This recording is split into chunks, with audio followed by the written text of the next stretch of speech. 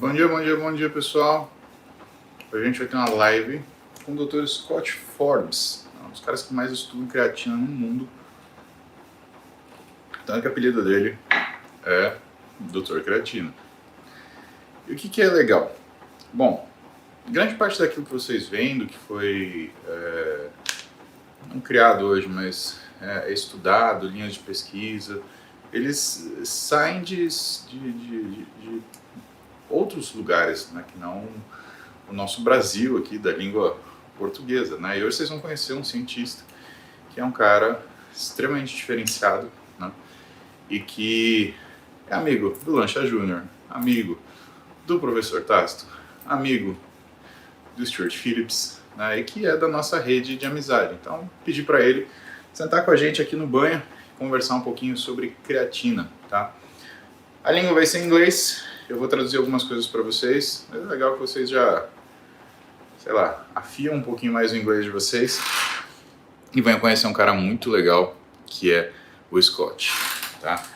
E, claro, meus queridos banhentos do coração, eu vou perguntar as coisas, né? A gente não vai fazer aquele papo super ultra científico, né? A gente vai falar sobre coisas que são de utilidade do dia a dia, né? Eu vou perguntar para ele se creatina com guaraná funciona, se você tomar o pó de creatina sem tomar água funciona. Combinado? Então sentem aí, relaxa, pega o café de vocês, na sua canequinha preferida e bora banho. Vamos lá. Scott.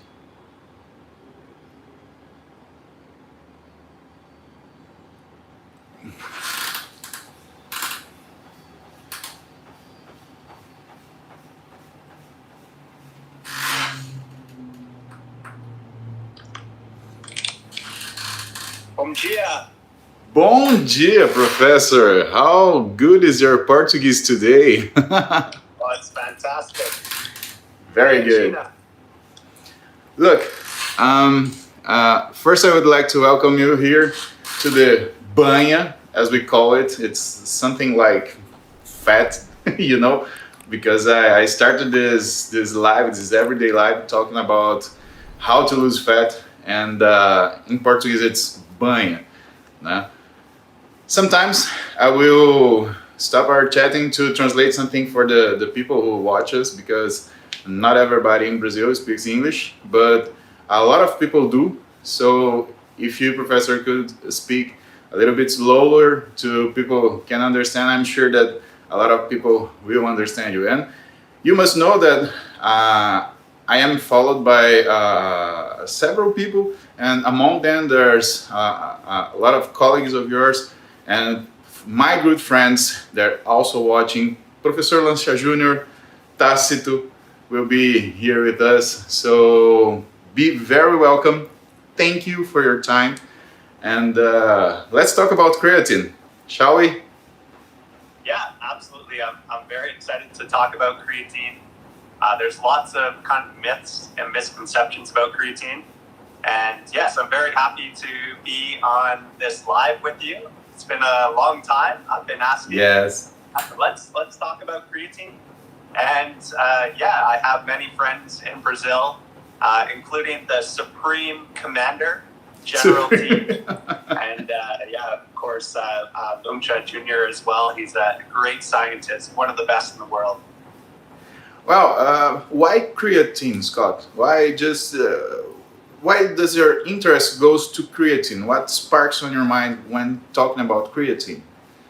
Yeah, so creatine is a molecule that can do a lot of things within the body. So traditionally, it was thought just to enhance muscle growth or muscle size in younger individuals trying to put on more muscle like bodybuilders. But now we know that creatine can impact an older population. So as you age, it's really important to take creatine and perform resistance training.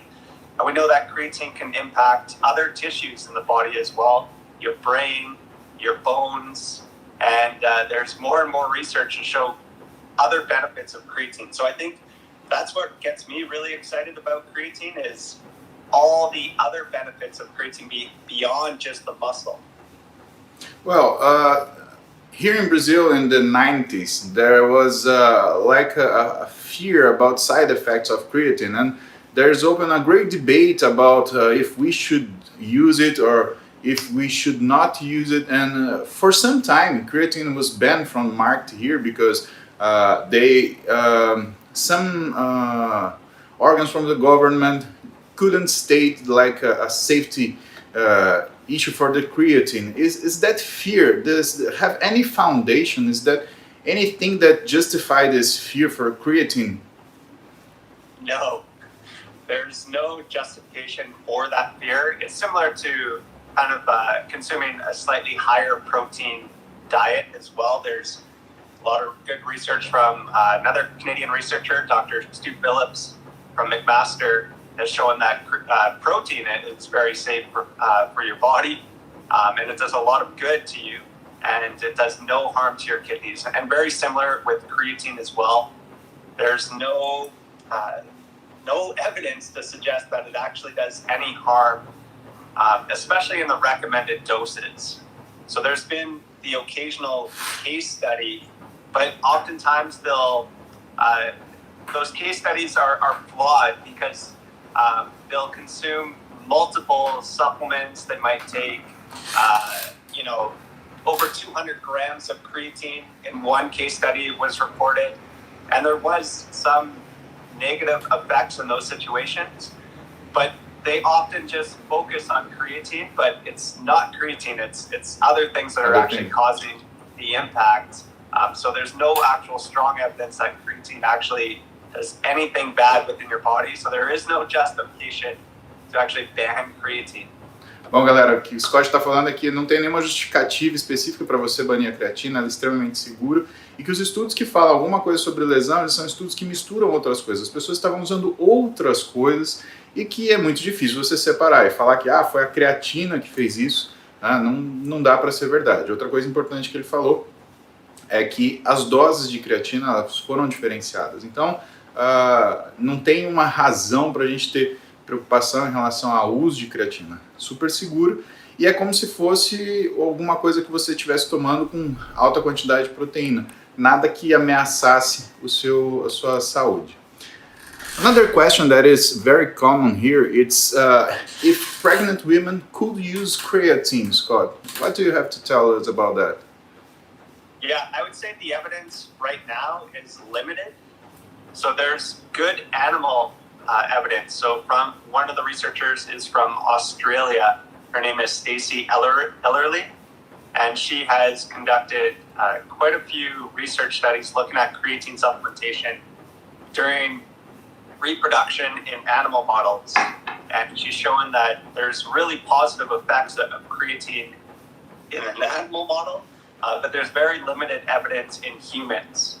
So I know it's a common question, and to me, there's a lot of promise in the research, but I think we need more human data to confidently say that you should take this supplement when you're pregnant to help during pregnancy. But based off the animal model, there is lots of promise, and hopefully in the near future we can say that this supplement could give benefit. Perguntei para o Scott o que é sobre a creatina em mulheres grávidas, né? Porque é uma pergunta que sempre vem aqui para a gente. E aí o que ele falou? Ele falou, olha, a gente tem evidências limitadas em estudos em humanos, né? Mas tem uma grande pesquisadora na Austrália que fez estudos sobre creatina em modelos animais e que foi muito promissor. E ele espera que em breve, né, a gente consiga esses dados relacionados, né, a uso humano na gravidez, para mostrar que tem benefício, que tem segurança, né, e que ele aguarda por isso ansiosamente. Ele espera que no futuro próximo isso daí já esteja ao nosso alcance.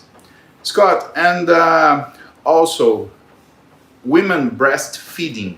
What can you tell me about breastfeed and creatine?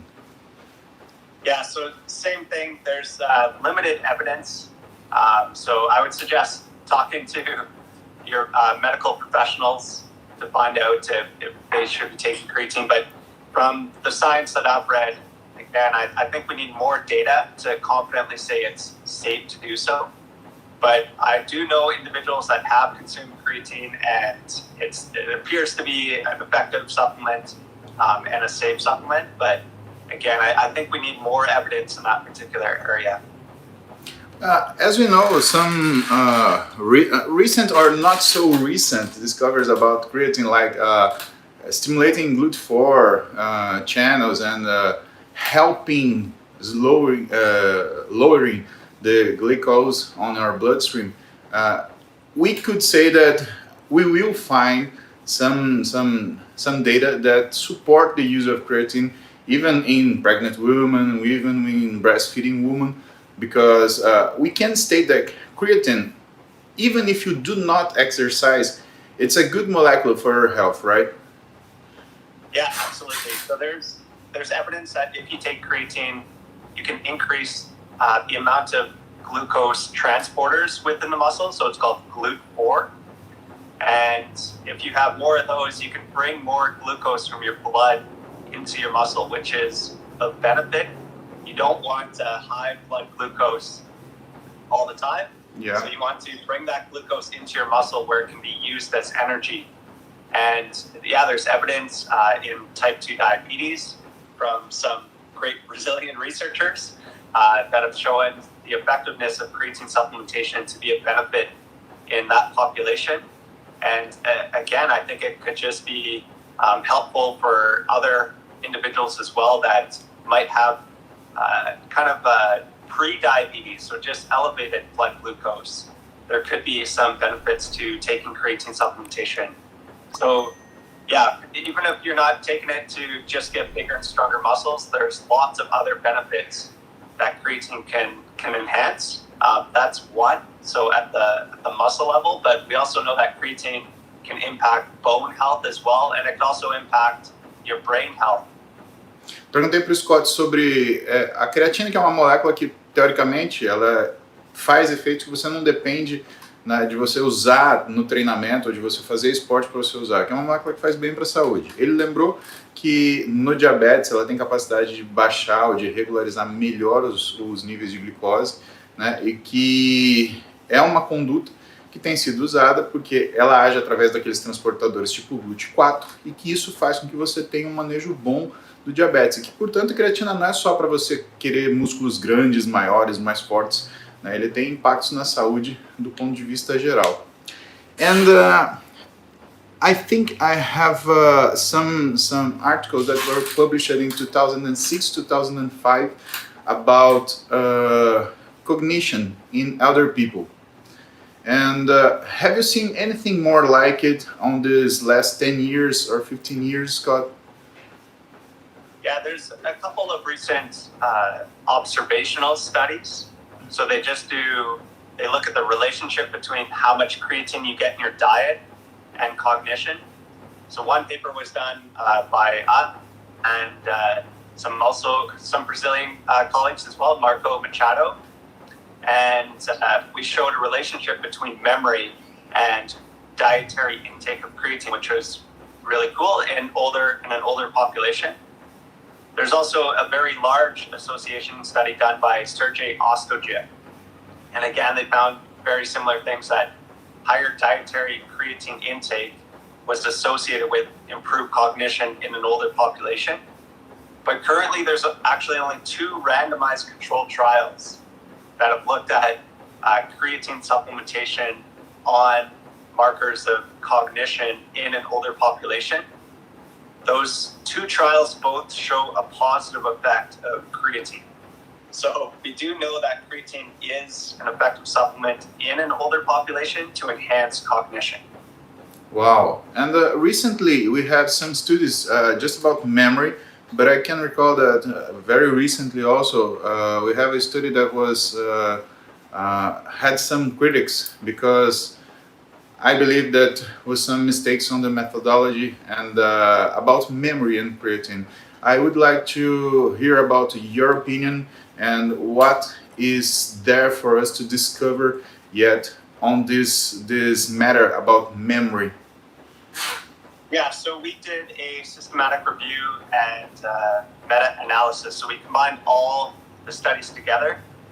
And what we did was we took every study that looked at creatine and memory, and we took every memory marker from those studies and we put them into a meta-analysis. But the error that we made was that we, when you calculate the participants, we basically, if a study used 2 measures of memory, we put them in twice into the meta-analysis, but that essentially doubles the number of participants, which is an error. So we corrected that data, and when we correct that data, there is no effect of creatine on memory in an adult population. But if you look at the older adult studies and you combine those together, even though it's limited, it does show a positive effect. So there is promising data to show that creatine can actually improve memory in an older population. In an adult population, it's not as clear. So just if you're over the age of 18, it's not. There's no strong evidence yet that creatine can actually enhance memory.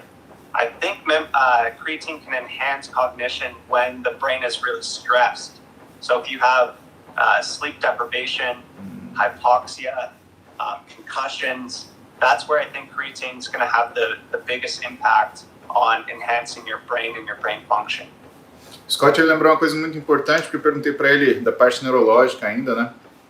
E ele falou que existem situações onde a creatina ela é fundamental, como, por exemplo, a concussão, alterações de privação, determinadas privações que o cérebro tenha, por exemplo, isquêmicas, né? E que nessas condições você teria um papel importante da creatina. You know, yesterday I was having lunch with a colleague of mine who is a neurosurgeon, and we were talking about neuroplasticity and the things that are related to that. So he was telling me that we have neuroplasticity on good levels until we are 35 years old, and after that it becomes more complex to achieving that. So the 2 ways that you can have neuroplasticity in individuals that are older than 35 years old, it's high intensity exercise and good sleep. And why I'm telling you that? It's because, as we know, creatine improves the sport performance of an individual. So do you think that studies that try to understand this role of creatine in central nervous systems functions, they have to relate exercise as well? Actually, if you exercise and take creatine, you have some levels of better improvement over central nervous system works. And if you do not, this, and what do you think about that? Yeah, absolutely. So regular exercise, getting sufficient sleep, and eating lots of fruits and vegetables or real food are probably the big 3 things that are going to enhance your health.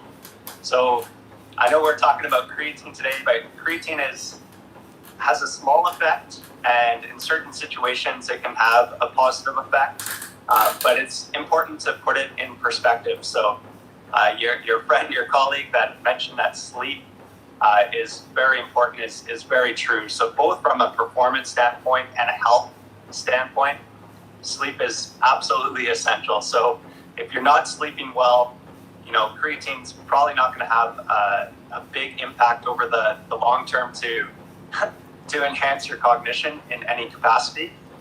And then we know that exercise is very important. So both aerobic exercise, but also strengthening exercise. So there's lots of benefits to both of those. So probably from a health perspective, doing aerobic exercise and strengthening exercise is the best. And again, Stu Phillips has highlighted really the health benefits of resistance training lately. So I think that's important. And yeah, I think studies need to look at the combined effects. So there's only one good study that I'm aware of that has looked at resistance training combined with creatine on cognition. Wow. And it was done by General T. And they showed that it improved their overall cognition. So they did a 16-week training study with and without creatine, and they showed improvements in cognition. They used it's called a test called MOCA, and they improved that with the creatine. Eu perguntei para o Scott sobre creatina em situações, né, de melhora do sistema nervoso central e que se existiam estudos que falavam de forma confiável, né, se você usar creatina e treinar forte, né, você vai ter melhora do sistema nervoso central, usando como pano de fundo que é a neuroplasticidade, que é a função do nosso cérebro se remoldar e se adaptar como se a gente fosse jovem, né, e tivesse facilidade para aprender as coisas. Ele citou, né, um estudo que é do General T, do Tácito, né, falando que o Tácito fez um estudo sobre creatina e treinamento, né, e melhora da cognição. E que foi um estudo muito interessante, porque ele coloca um teste para avaliar essas diferenças que acontecem, né, e que, cara, muito legal, né, ele lembrar da gente aqui, dos amigos dele, your friends here in Brazil, I'm telling people, dos amigos dele, né, e que são referência para eles lá, para esse tipo de informação. I have a question from YouTube, from Rodrigo Constantino, and he wants to ask you, what do you see as the most impressive and promising non-exercise related benefit of creatine? Yeah, so the only non-exercise related benefit that I would like to highlight is the impacts on cognition. So I think that's, we know that if you want to get bigger and stronger muscles, you have to combine creatine with training or exercise. If you just take creatine and you want to grow your biceps, it's not going to happen. You're going to have to go to the gym to get the benefits. And we also know that if you want stronger bones as well, that it has to be combined with exercise. So creatine plus resistance training. And that's been shown multiple times as well. There's a study done again in Brazil. There's some very good researchers there that they looked at 3 grams of creatine for 2 years on markers of bone health, and they found no impact even after 2 years of creatine supplementation. But there's been some also some good research from Canada as well, from Darren Candow, showing that if you take creatine and perform resistance training, and he's done multiple 1-year studies, and they're just finishing up a 2-year training study, and they showed some positive impacts in postmenopausal women and in older adults.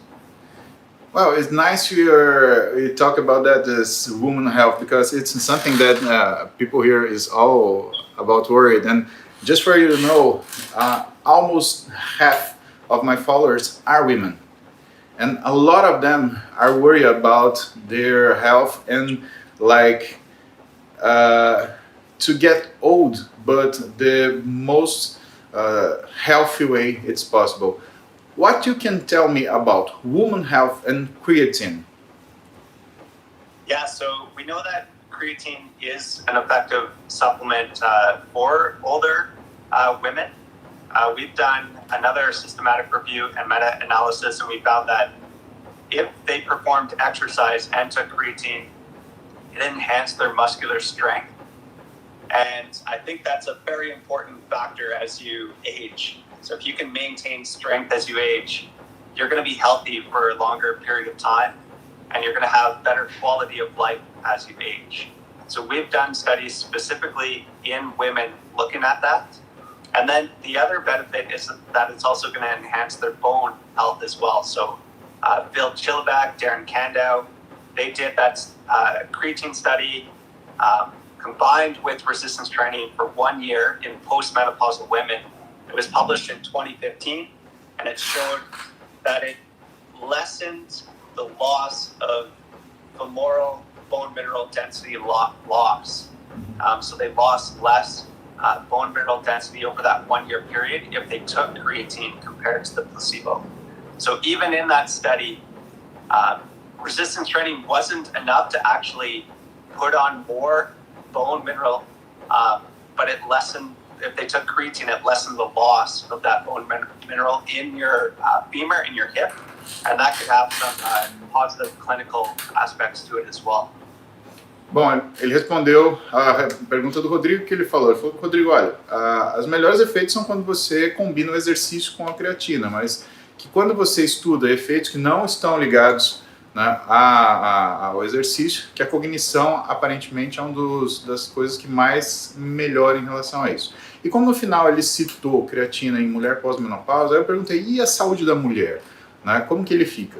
E ele cita, né, um estudo de 2015 que estava estudando exatamente isso, né, e que falava sobre a melhora, inclusive, né, de densidade mineral óssea, né, o que para a gente é muito interessante, porque um dos problemas mais complicados do climatério, quando a mulher para de menstruar, e, portanto, isso vem devido a uma queda de estradiol, existe também uma diminuição da proteção óssea. Lembrem-se que o estradiol ele modula o que é a capacidade de formação óssea. Então, quando a gente tem a queda de estradiol, uma das coisas super importantes que a gente estuda na saúde da mulher é justamente densidade mineral óssea e qualidade de osso.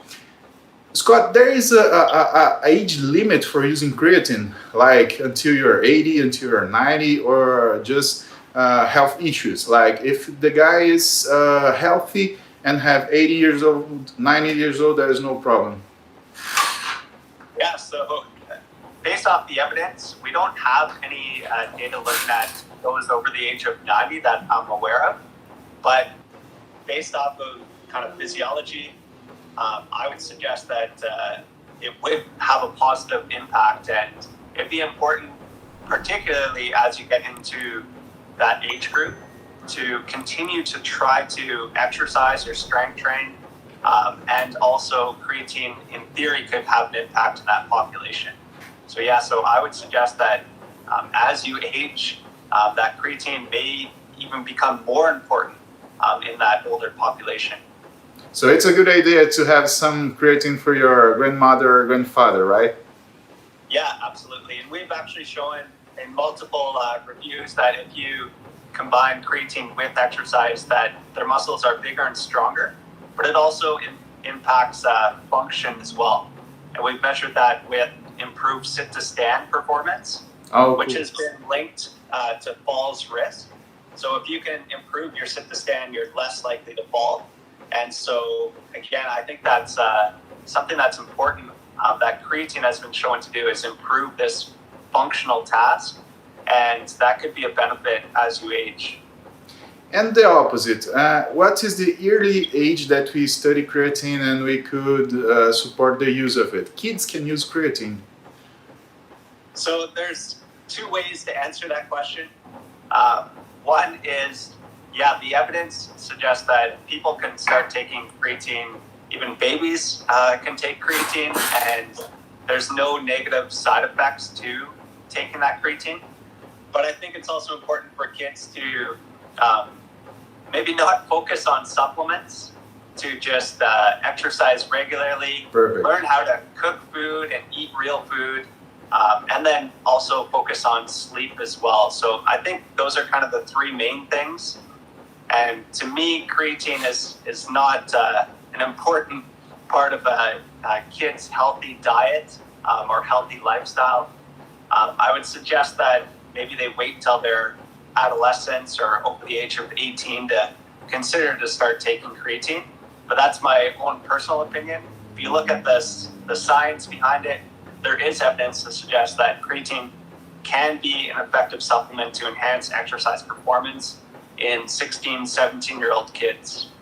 I want to let you know that your opinion is very important for us. So besides all the things that you can bring us about the literature, we would like very much to hear your opinion, because you're studying that for a long period of time, and you're every time assessing literature from everywhere and seeing for us what is good, what is not. Actually, on your course, you will help people who will study with you to choose good articles and from bad articles. You have the time for this. Yeah, absolutely. So in that particular course, I like to highlight the evidence. So what does the evidence actually say?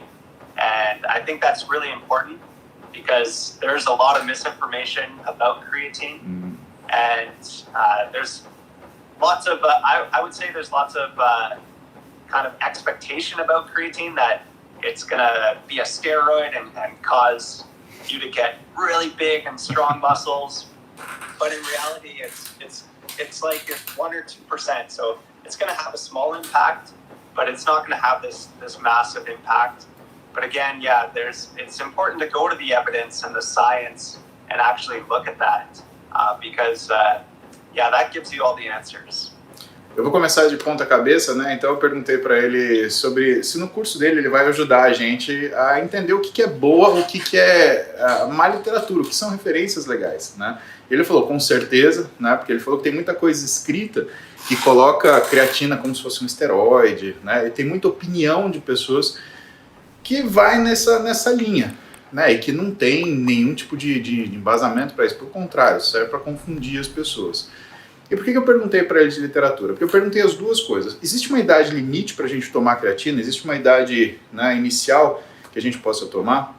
A respeito da idade limite, né, o vozinho de 80, 90 anos, ele fala, é uma boa ideia você dar creatina para o seu avô, mas entenda que ele também precisa fazer exercício. A literatura ela mostra benefícios, né, em determinadas atividades, como sentar e levantar, o sit stand que ele cita. É um teste que a gente faz para sarcopenia, né? O Get Up and Stand Test que você faz o idoso. Ele levantar de uma cadeira, andar 3 metros e voltar, você cronometra o tempo.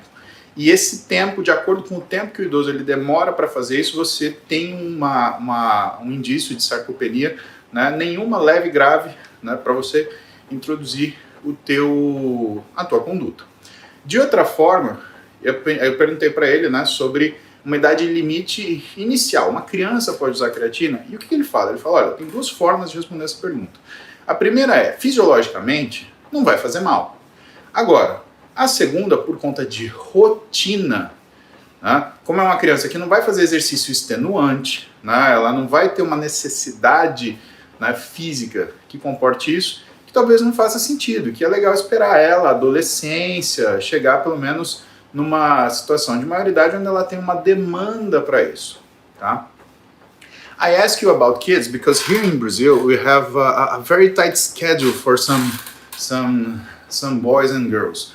So they have their school in the morning and they have training after lunch, and sometimes they have other classes about language and music and so on. It's like in the present situation, schooling for kids has become something that take all day long. The children doesn't have, ocio's time. They are all full of agendas. And sports, fortunately, for a lot of them, take a good time of this agenda. And some parents ask for me on my office if the kids could use creatine.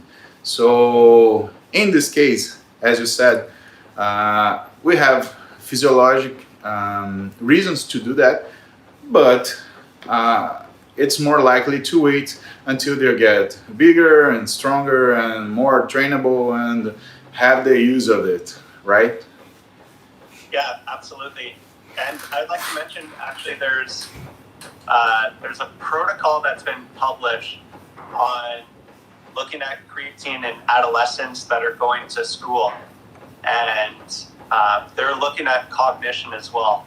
So that will be really interesting to show if creatine can actually improve their cognitive performance. And this study is coming out of Harvard as well, so it will be really interesting looking at the data to see if creatine could have a benefit in that population, not for an exercise muscle performance standpoint, but from a cognition standpoint.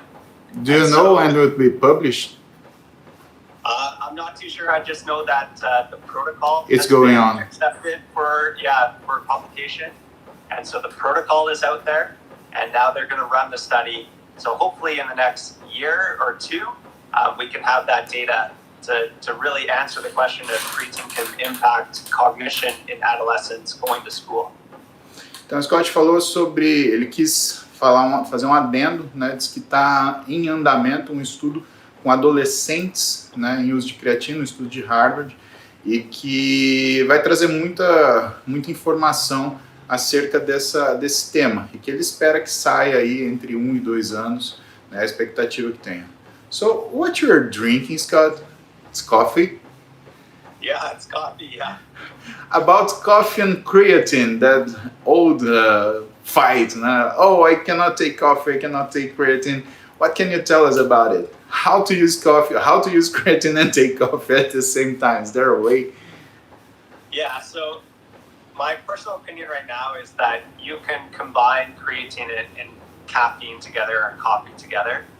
And we know that creatine actually mixes a little bit easier in hot liquids compared to cold. So that's one way to kind of mix the creatine a little bit easier. But we recently did a creatine caffeine training study. And it was the first study to ever look at the kind of the long-term effects of creatine and caffeine. And on one of the variables, so it's leg extensor muscle thickness, we found that creatine was an effective supplement to enhance muscle growth. So they got bigger quadriceps. But if they took creatine and caffeine, there was less of a growth over that training period. Wow. So that's for one variable. We measured multiple other sites and we found no difference between creatine and caffeine. So I'm not too sure why it would only impact one variable, like your legs. So I think we need more kind of training data to either say it has no impact or it has a negative impact. If you're really worried about maximizing growth, perhaps you can have caffeine before you exercise, and then you could have creatine after you exercise. Because we also know that if you take creatine before training or after training, you get the same adaptations. So that would be my recommendation if you're really concerned about it, is just to take caffeine before and creatine after. Ó, perguntei para ele da história da cafeína e da creatina, né? Ele falou, olha, o que ele acha hoje, e ele fez um estudo, né, avaliando o que era muscle thickness, né, o que era espessura muscular, e aí o que ele observou, né? Que realmente você tem uma diferença entre tomar creatina com cafeína junto e tomar separado. E o que é a recomendação dele, que não vai haver problema, é se você pelo menos tomar a cafeína antes do treino e deixar para tomar creatina depois do treino, né? E que se você fizer só isso, a gente já consegue resolver boa parte do que são os problemas. It's now a question from me. It seems like what I found on the literature supports that we can say safely that should be better to use creatine after training with the meals, right? Or there's another way to improve the absorption or the use of it. Yeah, absolutely. So if you combine creatine with carbohydrates or protein, which both stimulate insulin, that's going to help with creatine uptake. And we also know that exercise enhances the uptake of creatine as well. So there was a really cool study done where they did unilateral leg exercise. So they did biking, but just with one leg. And then they took creatine, and what they found was the leg that exercised took up more creatine than the non-exercise leg. So that's why we think that taking creatine close to your training session is important. But yeah, with regards to timing of creatine, probably consuming creatine when you consume your protein or other macronutrients is really kind of the best time to take creatine, because that can help with the uptake. However, I think that's only important during the loading phase, or when your muscles are becoming saturated with creatine. Once your muscles are saturated with creatine, I don't think it's a major concern when you actually take it. So, and if you take it with other macronutrients as well, just take it on a regular basis to maintain that saturation, but it becomes less important. Bom, pessoal, o que o Scott falou? Eu falei para ele, olha, eu tenho a sensação de que usar a creatina depois do treino, existem relatos na literatura que suportam esse tipo de afirmação. Ele falou, é verdade, né? Principalmente se você está falando de loading phase, né? Na fase que você está fazendo o carregamento da creatina, mas que uma vez que você atingiu a saturação, aí não interessa o horário que você toma essa creatina, porque o que você precisa é manter essa saturação. So it would be okay if we take our creatine dose like on the dinner, thinking that we train on the morning. No problem. Take our creatine on dinner. So I think once your muscles are saturated, yes, that's probably fine to do so. But when you're trying to saturate your muscles quickly, I think combining it close to your training session is optimal. And about fractioning this creatine dose, does it matters to take in one single dose the full amount of creatine, or if you spread among the meals of the day? Yeah, I think it's a good idea to spread it out a little bit during the loading phase. So if you're taking 20 grams per day, the general recommendation is to do that into 4 different doses. So you take 5 grams in the morning, 5 grams at lunch, 5 grams at dinner, and 5 grams before you go to sleep.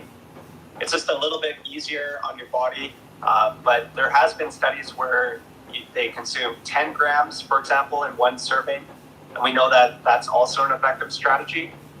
There are a few individuals where they might have an upset stomach when they take 20 grams of creatine at one time.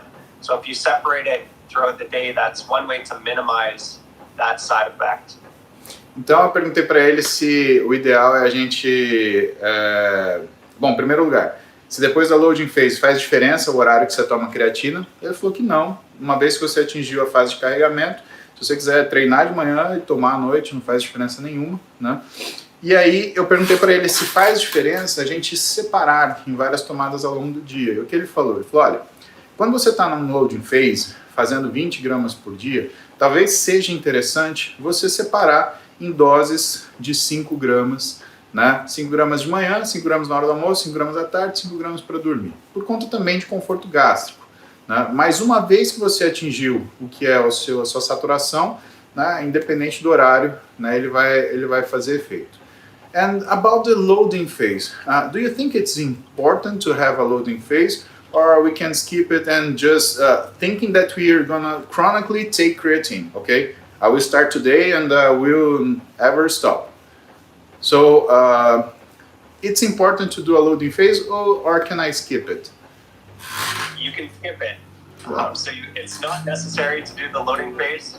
We know that if you do the loading phase, so you take 20 grams per day, you're going to saturate your muscles, so you have about a 20% increase in creatine within your muscles in about 5 to 7 days. We also know that if you take as little as 3 grams of creatine per day, you could actually saturate your muscles, but it will take about 28 days. So you still get that 20% increase. It just takes a little bit longer.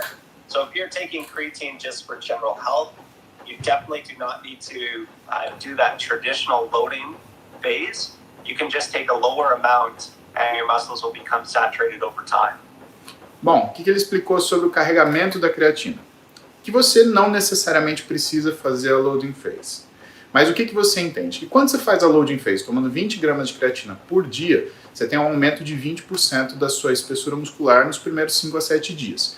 O que vai acontecer se você tomar, por exemplo, 3 gramas de creatina por dia. Porém, em vez de 5, 7 dias, isso vai demorar quase 30 dias para acontecer. Mas que do ponto de vista, então, de exercício, né, você pode fazer o loading phase, mas do ponto de vista de saúde geral, uma coisa general health, você vai trabalhar com esses 3 gramas por dia e está excelente. Você vai chegar nessa saturação também, só que você vai ter um delay para conseguir esse aumento muscular. Well, for how many days so we can see any result from creatine use? You said that loading phase, in about a week you have a change on muscle thickness, but the increase of strength and the other effects of creatine on our body, how many times so we can see these results, Scott? Yeah, so most of our studies are a minimum of 6 weeks in duration, and we like to do 8-week training studies to really show the effects of creatine and resistance training. It takes time to grow muscles, It takes time to make muscles stronger. So usually that's kind of our minimum length of study to show kind of those benefits. But there has been studies to show in as little as 2 weeks that there could be improvements in muscle performance. So there is some benefits to kind of creatine over the short term, but I would suggest kind of longer term studies, or if you're going to take creatine, take it for at least 8 weeks to see if it could benefit your muscles, muscle size and muscle strength over time. I'm gonna ask you some crazy questions that people used to ask me in mornings, and please don't mind. Well, let's start with, can we take creatine with soda? Yeah, you could. Obviously, soda is not the healthiest drink to consume, but again, the carbohydrates plus creatine could be a benefit to enhance creatine uptake. But yeah, probably not the recommended way to take creatine. They asked me also if they can take creatine with alcohol.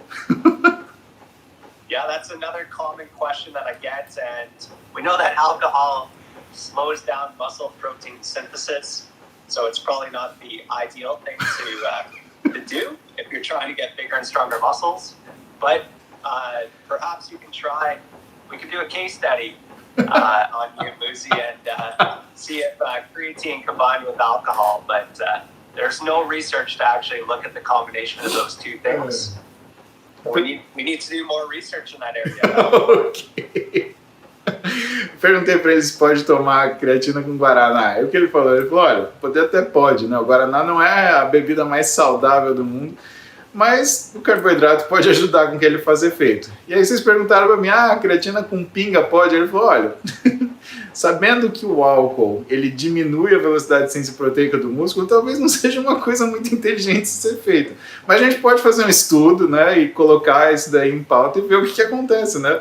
Bom, eu não quero ser um indivíduo de pesquisa. Se vocês quiserem depois participar disso daí, I think we will have a lot of individuals that want to try the alcohol on this study, Scott. Yeah, I think so. Yeah. Well, what we can expect from the course you're gonna give for us in this matter? Yeah, so in that particular course, I explained exactly how creatine works. So creatine does a lot more within the muscle than what people think. I also explain kind of the mechanisms of how creatine can enhance bone health as well, and also cognition. And I lay out all the evidence as well. So I use kind of the scientific articles to support all the statements that I make in that course. And basically it goes through everything. So after that course, you'll know exactly how creatine how much to take, when to take it, how it can impact all the tissues in the body, and also the safety of creatine as well. So yeah, the course does everything, and it goes into a deep dive into the science of creatine. Bom, pessoal, perguntei para ele porque uma das razões de chamar o Scott, né, porque ele é um dos nomes mais importantes do mundo em creatina, né, tanto que o apelido dele é Dr. Creatine, né, mas porque ele está fazendo um curso agora para você saber tudo sobre creatina. E aí o que ele fala? Ele fala que a gente vai dar um mergulho profundo dentro do que é creatina para vocês saberem os fatos científicos, os fatos técnicos, saber principalmente quando usar, quanto usar, de onde vêm essas recomendações. E é uma coisa que eu, né, como estudante, eu recomendo a vocês, para vocês conhecerem. Ele já está no meu story, se você quiser saber um pouco mais sobre o curso do Dr. Creatine Forbes, você entra nos meus stories que tem lá o banner dele, tem o link, você clica, se informa, claro, seu inglês tem que estar bom, né, para você conseguir pegar todos os dados que você precisa, mas eu altamente recomendo para vocês. Então, são as pessoas que eu recomendo que vocês estudem. Lancha, Tácito, e essa oportunidade de estudar com o Scott Forbes, cara, é um negócio que você não pode perder, né? É uma diferenciação muito grande aí para a tua forma de pensar. Lembra que eu falo para vocês que ciência não é você ter todas as respostas, mas você saber fazer as perguntas certas, porque fazer as perguntas erradas vão te levar a respostas falhas que não vão levar a lugar nenhum. I'm inviting the guys to see your course because I get so excited to also watch it because, well, you are giving it and we admire your strength at work very much. And I'm telling them that we should always follow good science and good scientists because, in my opinion, science and the good scientist is not the guy that has all the answers, but the guy who can make the right questions. Because lame answers won't help you anything. And if you have the good questions, you help a lot of people with those answers. Absolutely. Yeah. So yeah, I really appreciate that. And obviously, thank you very much for having me on this live as well. And thank you. Yeah, thank you for introducing that course. No, I thank you. I thank you for your time. I know this is about 7 a.m. and make you wake up earlier than usual. Thank you very much for being with us, Scott. I'm gonna stay with the guys a little bit more so you can chat about we have our discussion here. And well, anytime that you're free back so people can have it. Cool, man. Thank you very much. Have a nice day. You too. Bye. Bye.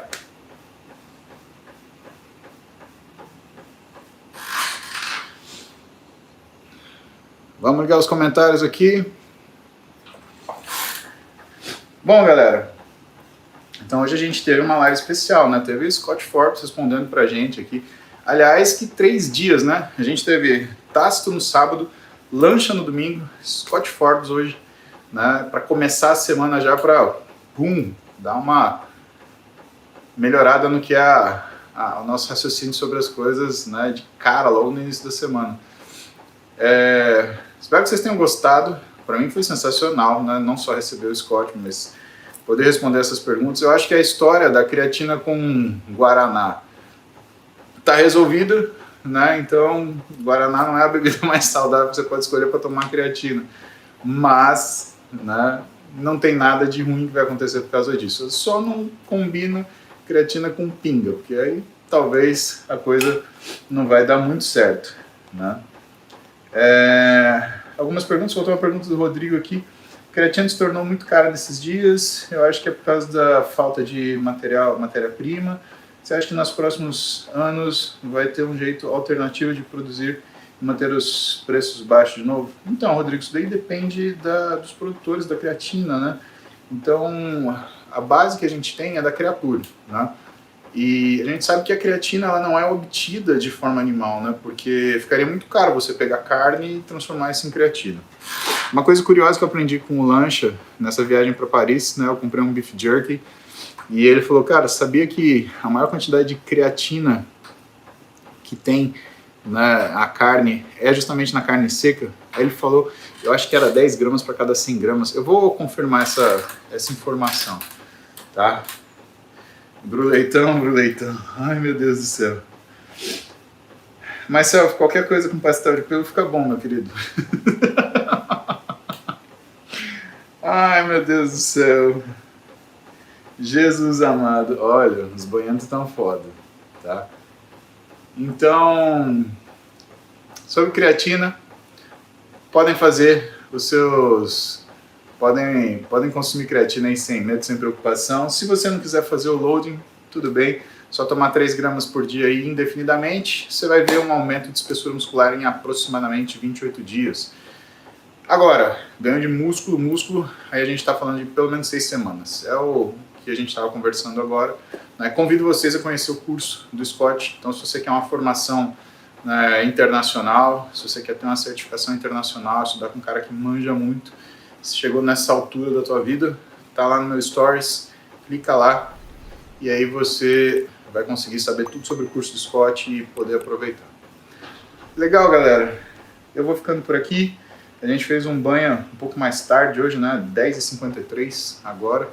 Então eu vou treinar lá rapidão, porque senão o titio perde o bonde. E hoje é treino de posterior de coxa. É verdade, o Scott ele parece o Cycle. Verdade. Certo? Gente, Beijo pra vocês. A gente se vê logo menos. Aliás, amanhã. Amanhã tem banho, hein? Hasta la vista.